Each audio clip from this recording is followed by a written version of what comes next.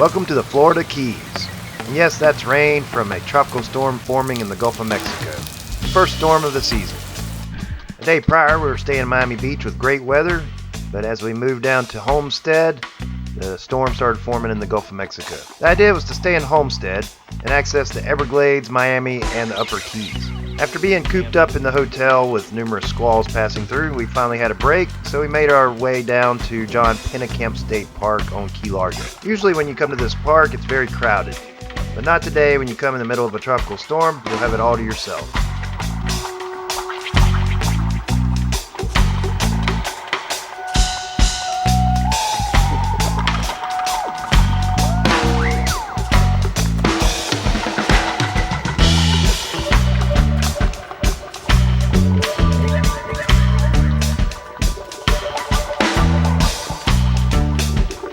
There was more rain coming soon, so we just had enough time to check out some nature trails while the weather was cooler. After the rain passed to the north of us, we headed south and headed down to check out a little bit more of the Upper Keys. The Theater of the Sea is a very popular place there. We've driven by it for years but never stopped. Instead, we're heading to Robbie's, a place where you can feed tarpon. Unfortunately, the tarpon were not in that day. However, Robbie's is a cool place to check out. They got all kinds of other things besides the tarpon. We'll be back on another day to feed the fish. Our next stop is a place called Ann's Beach. It's a really nice little public park. They have a long boardwalk and numerous spots to access the water. Some kiteboarders are out having a great time.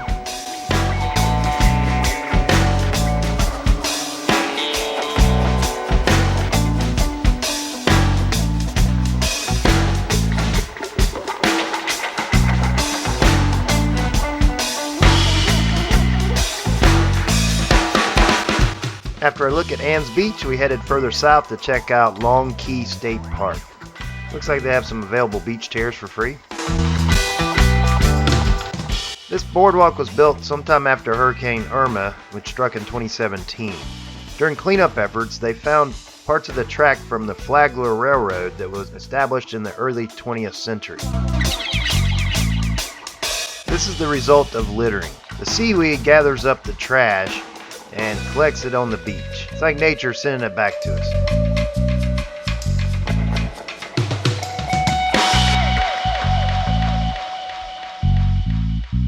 When you go for a hike on a nature trail in the Florida Keys, it's a good idea to pay attention to the tides. We had to bail on this trail.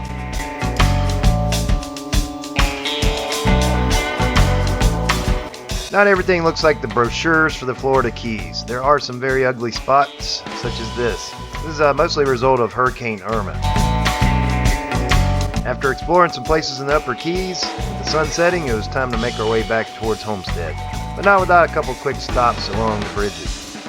Due to the geography of the Middle Keys, when the tide changes, you get a massive surge in current, moving between the Gulf of Mexico and Atlantic. The Florida Keys are known for epic sunsets. We made sure to catch a few.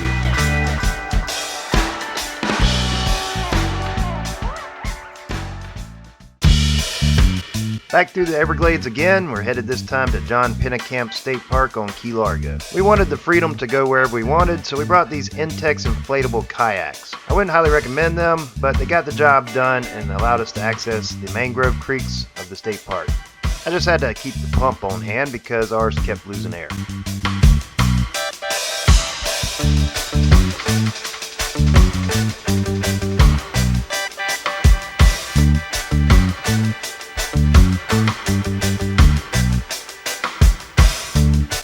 These mangrove creeks are really awesome. If you're ever in the Keys, make sure to check these out.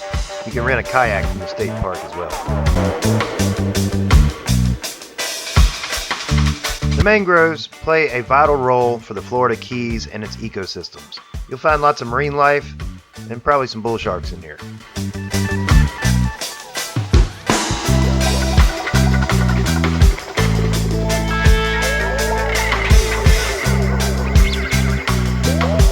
The inland portion of Pennekamp doesn't always have the best clarity, but they offer boat rides out to the reef where you'll find much better water clarity and probably a lot more fish. Apparently we accumulated a lot of water. I prefer inflatable paddleboards over these kayaks.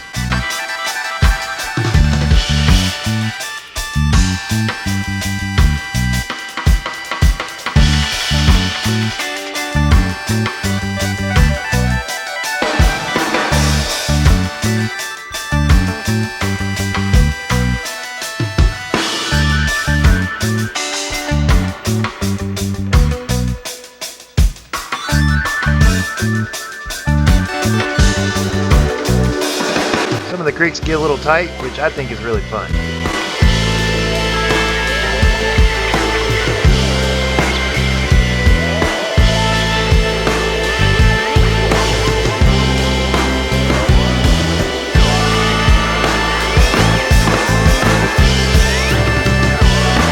These mangrove roots play a critical role in the preservation of the Florida Keys and much of the South Florida coastline. They also provide a nursery and a place to hide for lots of marine life.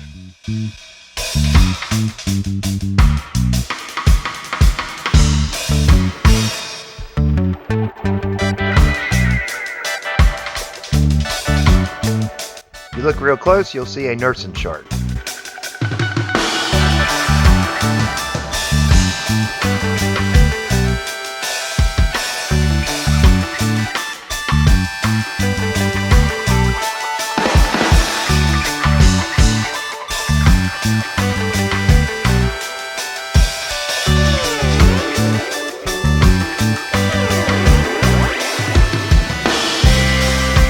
So we're back at Robbie's, and this time the tarpon are in.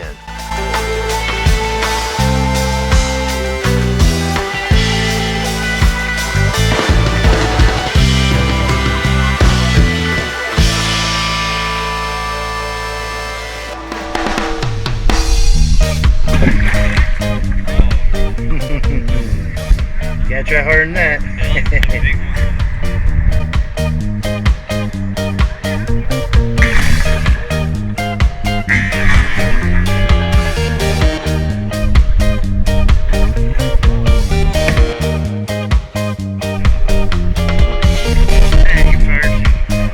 Okay, my kids are having a really hard time with this. Their old man will have to show them how it's done.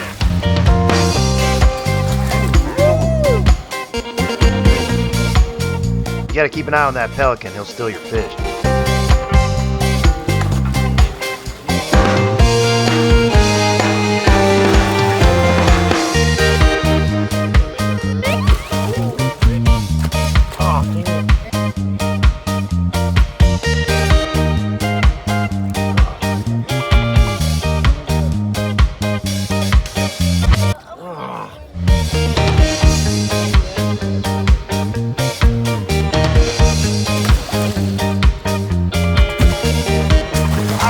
Tarpon did draw blood.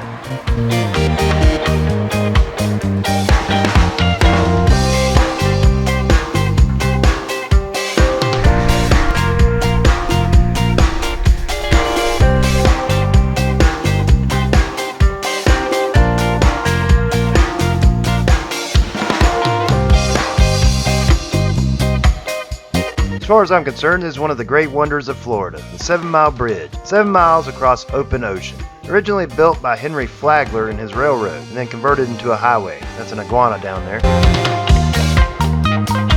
You might notice 2 bridges. One bridge is the original old bridge built by Henry Flagler's railroad, and the other one's a more modern new bridge to the side.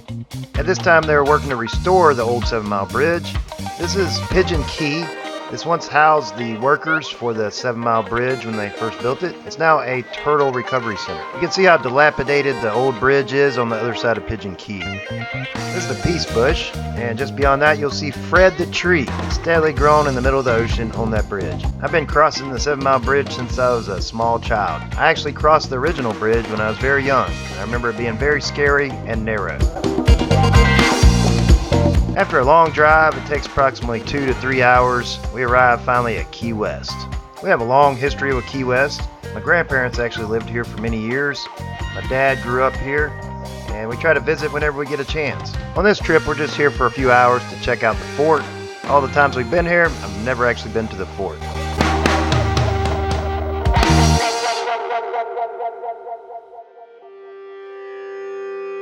It's a beautiful drive down Roosevelt Boulevard here. This takes you all the way to Duval Street and the main heart of Key West.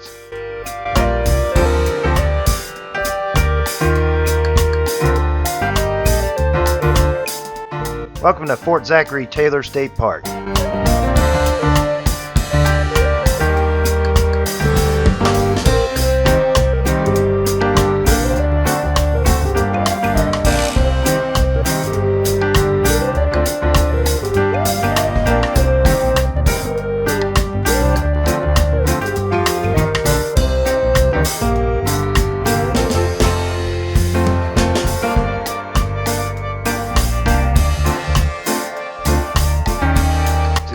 shipping port in Key West.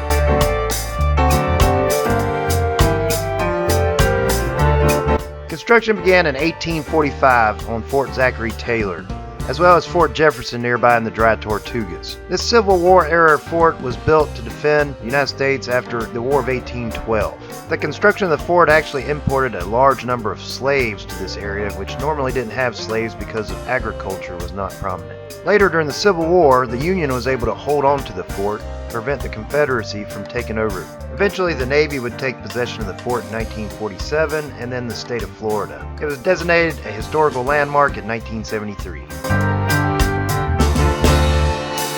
Sweltering heat in the fort, it was time for a quick dip before heading north to Bahia Honda State Park. Before leaving Key West, a quick look at Smathers Beach.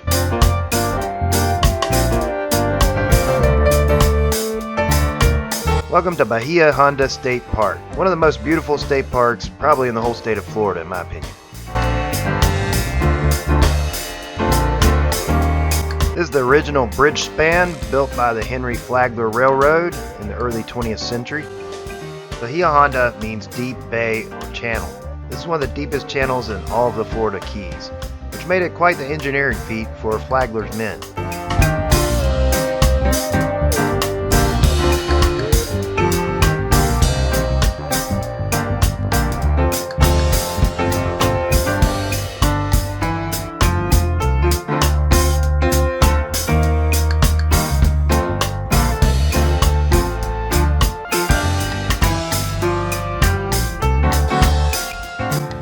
This is the famous Florida Keys conch.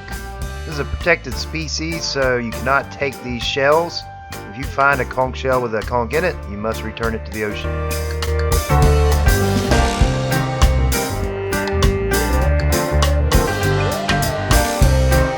After a long day driving all the way to Key West, we finally made it all the way back up the Keys to Key Largo. We had to head back to the mainland the next day, but we wanted to stay one more night in Key Largo, so we found this little quaint resort called Bayside Inn.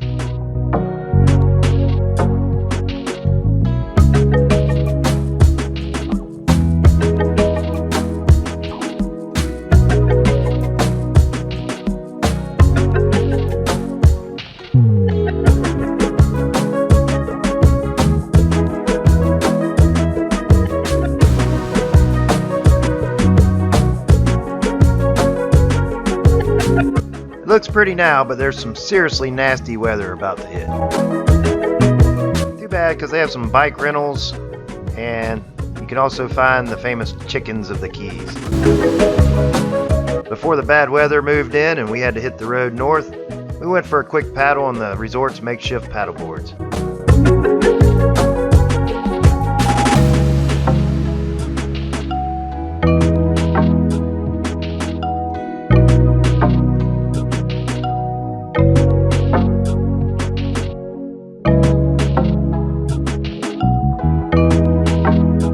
With heavy rain setting in and a long road ahead, we stopped for a quick meal before leaving Key Largo at a wonderful place called Mrs. Mack's Kitchen. We just happened to have some really good friends that were on their way down to Key West, and we were able to meet up for a few minutes and a couple pictures. We'll be going back to the Keys again, so make sure you subscribe to see the next adventures.